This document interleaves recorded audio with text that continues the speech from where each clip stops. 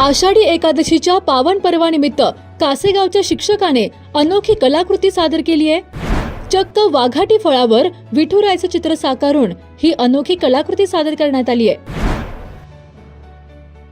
कला शिक्षक अरविंद कोळी यांनी अनोखी कलाकृती सादर करून जिल्ह्याचे लक्ष वेधून घेतलंय।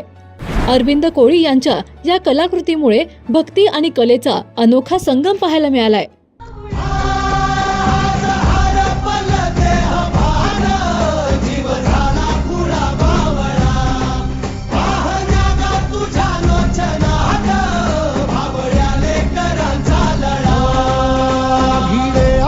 मंती ध्वजा वैष्णवांची उभी पंढरी आज नादावली।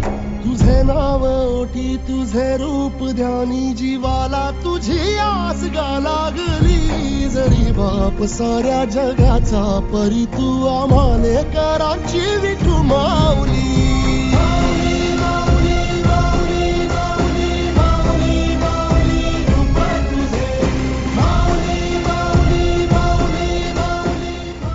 आषाढी एकादशीच्या पावन पर्वानिमित्त कासेगाव एज्युकेशन सोसायटीच्या आझाद विद्यालयातील कला शिक्षक अरविंद कोळी यांनी वाघाटी अर्थात गोविंद फळावर ॲक्रेलिक रंगाच्या सहाय्याने साकारलेल्या विठ्ठलाच्या आकर्षक चित्रातून भक्ती, कला आणि निसर्गाचा अनोखा संगम घडवून आणला आहे।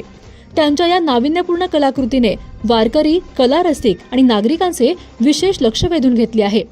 आषाढी एकादशी हा वारकरी संप्रदायाचा सर्वात पवित्र आणि भक्तिमय उत्सव मानला जातो।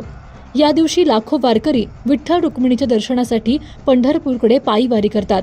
संत परंपरा, नामस्मरण, समर्पण आणि भक्तीचा संदेश देणाऱ्या या मंगल पर्वानिमित्त विठुरायाचे चित्र साकारून अरविंद कोळी यांनी आपल्या कलेतून विठ्ठल भक्तीला अनोखी अभिव्यक्ती दिली आहे।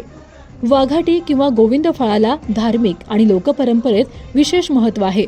भगवान श्रीकृष्णांच्या गोविंद या नावाशी जोडल्या जाणाऱ्या या फळाला ग्रामीण संस्कृतीत शुभत्व, समृद्धी आणि निसर्गाशी असलेल्या घट्ट नात्याचे प्रतीक मानले जाते। अशा नैसर्गिक फळाचाच कॅनव्हास म्हणून वापर करून विठ्ठलाचे जिवंत चित्र साकारण्याचा अभिनव प्रयोग कला क्षेत्रात विशेष लक्षवेधी ठरला आहे। अरविंद कोळी हे सूक्ष्म चित्रकलेसाठी यापूर्वीही राज्यभर चर्चेत राहिले आहेत। त्यांनी तुळशीच्या मण्यावर तसेच तुळशीच्या पानावर विठ्ठलाचे अत्यंत बारकाईने रेखाटलेले चित्र साकारून कला रसिकांना अचंबित केले होते।